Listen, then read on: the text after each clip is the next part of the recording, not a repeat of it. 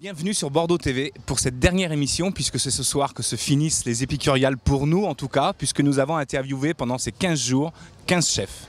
Nous avons ce soir la chance, la grande chance d'accueillir Nicolas Magy de Senon, qui va nous parler de sa présence ici et surtout de son restaurant. Nicolas Magy, bonjour. Bonjour. Merci de nous accorder cette interview pour Bordeaux TV. Je vous en prie, merci à vous. Ça fait plaisir de vous rencontrer et de parler gastronomie. Le sentiment que vous avez eu quand on vous a demandé de venir ici? J'ai accepté de suite, donc c'est vrai que c'était très intéressant de rendre notre restauration, la restauration à tout le monde et d'être en plein centre de Bordeaux. C'est vraiment quelque chose de très intéressant et de réjouissant. Est-ce que vous pouvez nous parler de votre établissement déjà à Senon?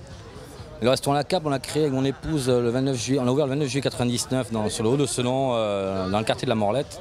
Ça fait maintenant 11 ans, donc on a ouvert ce restaurant-là avec une formule à l'époque à 150 francs, donc avec 6 entrées, 6 plats, 6 desserts au choix.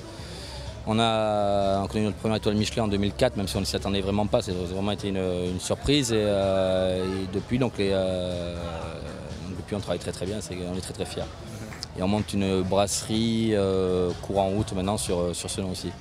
C'est une commune où je suis né et je suis très attaché. On a eu la première étoile en 2004, mais c'est vraiment quelque chose qu'on n'attendait pas. Ça a vraiment été une surprise et puis on l'a toujours. Une étoile, c'est quoi les critères?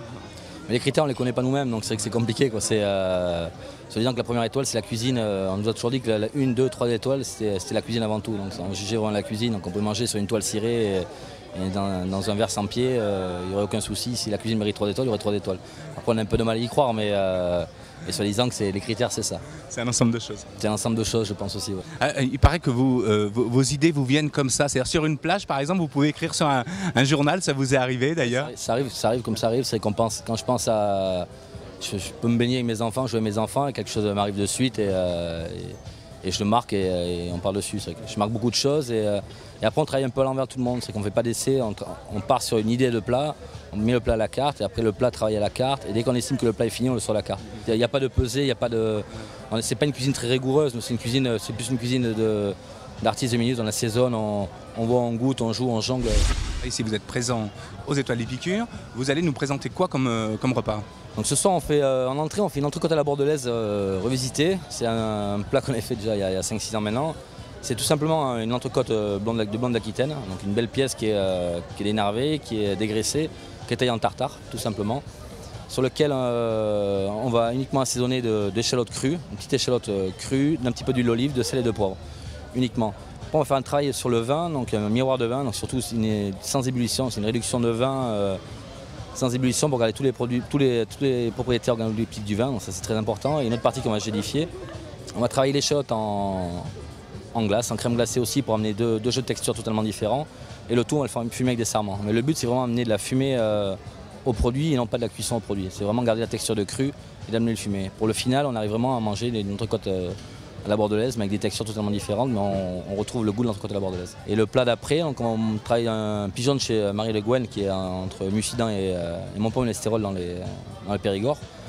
Et on va travailler ce pigeon sous une forme de paella. Donc le filet va être cuit traditionnellement à la poêle, un petit peu d'huile d'olive et au beurre pour la finition. Et autour, on va travailler un couteau farci, on va travailler des palourdes farcies, on va travailler des petits poivrons farcis. Et en dessert, on est parti sur le russe au Laurent Sainte-Marie, donc c'est un dessert très traditionnel. Qu'on a revisité le biscuit, la dacquoise, on est parti sur une dacquoise au thé vert matcha, donc un thé vert japonais. Et à la place de la crème au beurre traditionnelle, on est parti sur un caillé de chèvre. Vous allez faire une démonstration devant du public, c'est habituel chez vous ça? Non, je suis un garçon très timide à l'origine et c'est pas habituel. Vous êtes le dernier chef donc qu'on interviewe pour les épicuriales. Merci beaucoup. Merci de votre accueil, de votre gentillesse aussi, et puis aussi de votre créativité. Mais merci beaucoup.